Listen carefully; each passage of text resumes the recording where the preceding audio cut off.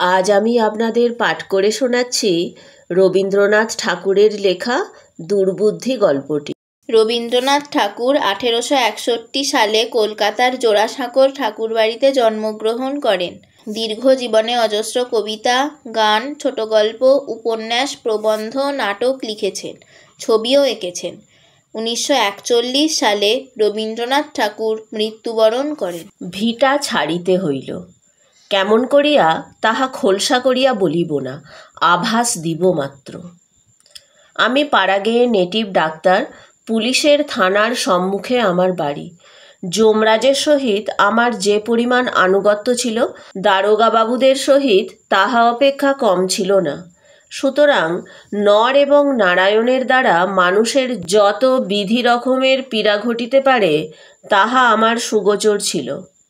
যেমন মণির দ্বারা বলয়ের এবং বলয়ের দ্বারা মণির শোভাবৃদ্ধি হয়, তেমনি আমার মধ্যস্থতায় দারোগার এবং দারোগার মধ্যস্থতায় আমার উত্তরোত্তর আর্থিক শ্রীবৃদ্ধি ঘটিতেছিল। এই সকল ঘনিষ্ঠ কারণে হাল নিয়মের কৃতবিদ্যা দারোগা ললিত চক্রবর্তীর সঙ্গে আমার একটু বিশেষ বন্ধুত্ব ছিল। তাহার একটি অরক্ষণীয়া আত্মীয়া কন্যার সহিত বিবাহের জন্য মাঝে মাঝে অনুরোধ করিয়া আমাকেও প্রায় তিনি অরক্ষণীয় করিয়া তুলিয়াছিলেন।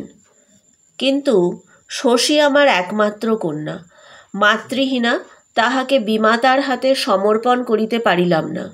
বর্ষে বর্ষে নতুন পঞ্জিকার মতে বিবাহের কত শুভলগ্নই ব্যর্থ হইল। আমারই চোখের সম্মুখে কত যোগ্য এবং অযোগ্য পাত্র চতুর্দোলায় চড়িল।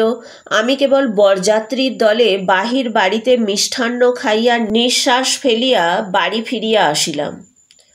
শশীর বয়স 12 হইয়া প্রায় 13 পড়ে। কিন্তু সুবিধামতো টাকার জোগাড় করিতে পারিলেই মেয়েটিকে একটি বিশিষ্ট বড় ঘরে বিবাহ দিতে পারিব, এমন আশা পাইয়াছি। এই কর্মটি শেষ করিতে পারিলে অবিলম্বে আরেকটি শুভ কর্মের আয়োজনে মনোনিবেশ করিতে পারিব। সেই অত্যাবশ্যক টাকাটার কথা ধ্যান করিতেছিলাম। এমন সময় তুলসীপাড়ার হরিনাথ মজুমদার আসিয়া আমার পায়ের কাছে কাঁদিয়া পড়িল। কথাটা এই, তাহার বিধবা কন্যা রাত্রে হঠাৎ মারা গিয়াছে। শত্রুপক্ষ গর্ভপাতের অপবাদ দিয়া দারোগার কাছে বেনামি পত্র লিখিয়াছে। এক্ষণে পুলিশ তাহার মৃতদেহ লইয়া টানাটানি করিতে উদ্যত। সদ্য কন্যা শোকের উপর এত বড় অপমানের আঘাত তাহার পক্ষে অসহ্য হইয়াছে। আমি ডাক্তারও বটে, দারোগার বন্ধুও বটে, কোনো মতে উদ্ধার করিতে হইবে। লক্ষ্মী যখন ইচ্ছা করেন তখন এমনি করিয়াই কখনো সদর কখনো খিড়কি দরজা দিয়া অনাহুত আসিয়া উপস্থিত হন। আমি ঘাড় নাড়িয়া বলিলাম, ব্যাপারটা বড় গুরুতর। দুটো একটা কল্পিত উদাহরণ প্রয়োগ করিলাম। কম্পমান বৃদ্ধ হরিনাথ শিশুর মতো কাঁদিতে লাগিল। বিস্তারিত বলা বাহুল্য, কন্যার অন্ত্যেষ্টি সৎকারের সুযোগ করিতে হরিনাথ ফতুর হইয়া গেল। আমার কন্যা শশী করুণ স্বরে আসিয়া জিজ্ঞাসা করিল, বাবা, ওই বুড়ো তোমার পায়ে ধরিয়া কেন অমন করিয়া কাঁদিতেছিল? আমি তাহাকে ধমক দিয়া বলিলাম, যা যা, তোর এত খবরে দরকার কি? এইবার সৎপাত্রে কন্যাদানের পথ সুপ্রশস্ত হইল। বিবাহের দিন স্থির হইয়া গেল। একমাত্র কন্যার বিবাহ। ভোজের আয়োজন প্রচুর করিলাম। বাড়িতে গৃহিণী নাই। প্রতিবেশীরা দয়া করিয়া আমাকে সাহায্য করিতে আসিল। সর্বশান্ত কৃতজ্ঞ হরিনাথ দিন রাত্রি খাটিতে লাগিল। গায়ে হলুদের দিনে রাত 3টার সময় হঠাৎ শশীকে ওলা উঠায় ধরিল। রোগ উত্তরোত্তর কঠিন হইয়া উঠিতে লাগিল।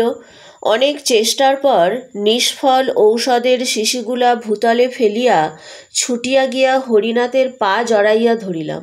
কহিলাম, মাপ করো দাদা, এই পাষণ্ডকে মাপ করো।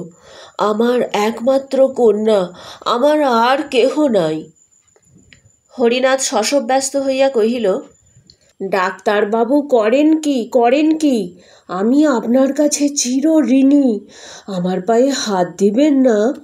আমি কহিলাম, নিরপরাধে আমি তোমার সর্বনাশ করিয়াছি, সেই পাপে আমার কন্যা মরিতেছে। এই বলিয়া সর্বলোকের সমক্ষে আমি চিৎকার করিয়া বলিলাম, ওগো, আমি এই বৃদ্ধের সর্বনাশ করিয়াছি, আমি তাহার দণ্ড লইতেছি, ভগবান আমার শশীকে রক্ষা করুন।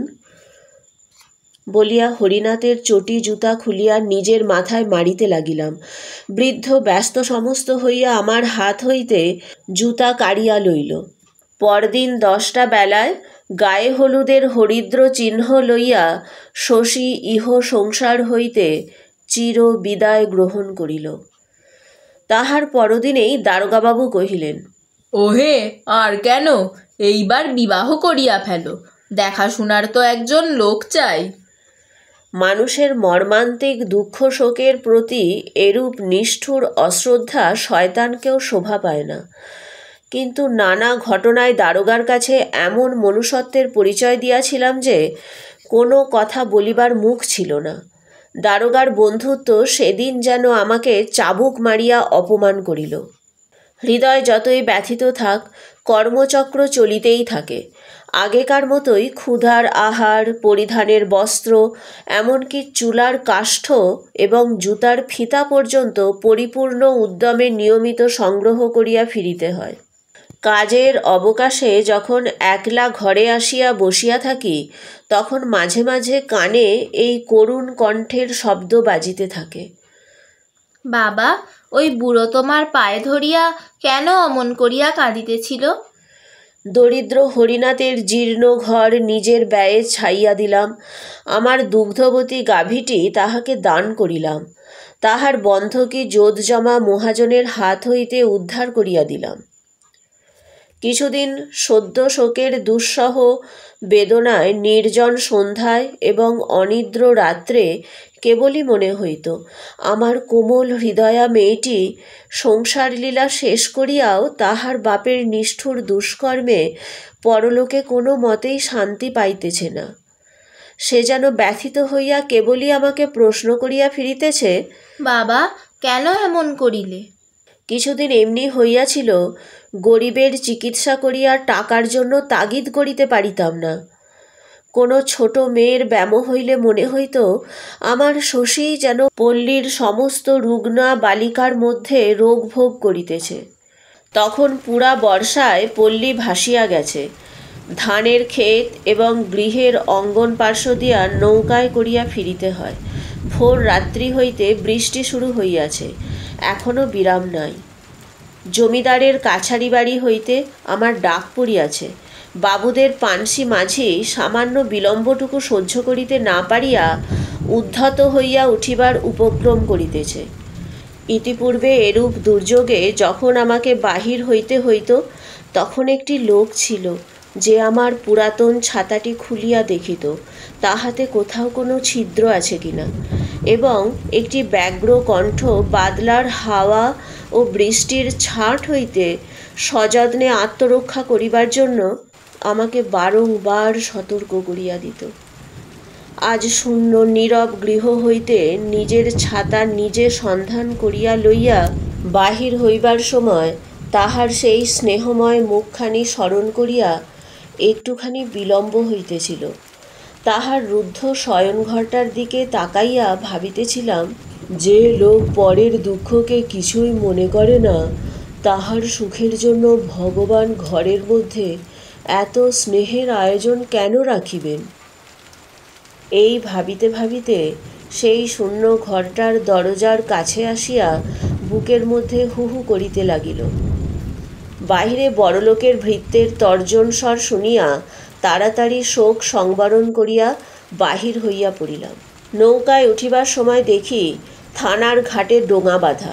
একজন চাষা কৌপিন পরিয়া বৃষ্টিতে ভিজিতেছে। আমি জিজ্ঞাসা করিলাম, কি রে? উত্তরে শুনিলাম, গত রাত্রে তাহার কন্যাকে সাপে কাটিয়াছে। থানায় রিপোর্ট করিবার জন্য হতভাগ্য তাহাকে দূর গ্রাম হইতে বাহিয়া আনিয়াছে।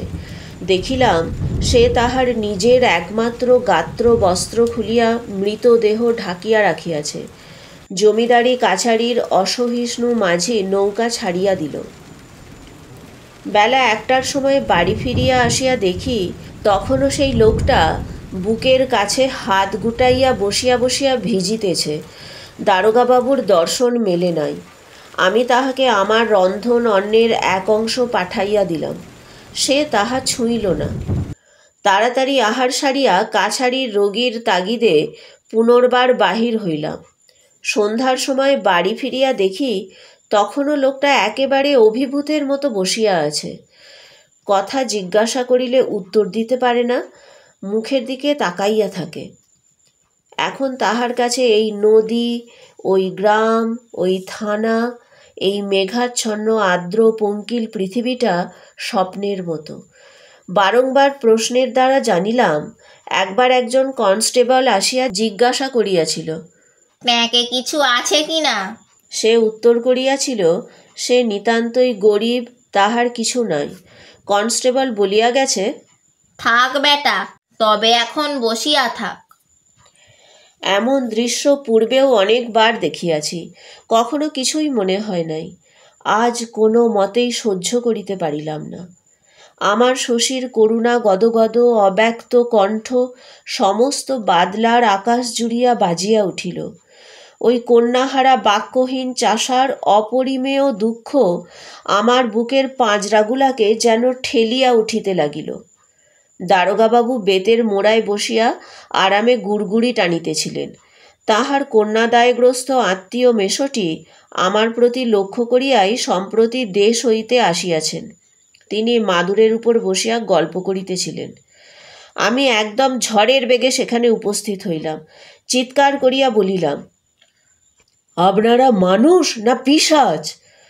বলিয়া আমার সমস্ত দিনের উপার্জনের টাকা ঝনাত করিয়া তাহার সম্মুখে ফেলিয়া দিয়া কহিলাম, টাকা চান তো এই নিন, যখন মরিবেন সঙ্গে লইয়া যাইবেন। এখন এই লোকটিকে ছুটি দিন, ও কন্যার সৎকার করিয়া আসুক। বহু উৎপীড়িতের অশ্রু সেচনে দারোগার সহিত ডাক্তারের যে প্রণয় বাড়িয়া উঠিয়াছিল, তাহা এই ঝড়ে ভূমিসাৎ হইয়া গেল। অনতিকাল পরে দারোগার পায়ে ধরিয়াছি, তাহার মহা দাসয়তার উল্লেখ করিয়া অনেক স্তুতি এবং নিজের বুদ্ধিভ্রংশ লইয়া অনেক আত্মধিক্কার প্রয়োগ করিয়াছি, কিন্তু শেষটা ভিটা ছাড়িতে হইল। আমার গল্পপাঠ যদি আপনাদের ভালো লাগে, চ্যানেলটিকে লাইক, শেয়ার এবং সাবস্ক্রাইব করবেন। আপনাদের মূল্যবান মতামত কমেন্টের মাধ্যমে জানাবেন। ধন্যবাদ।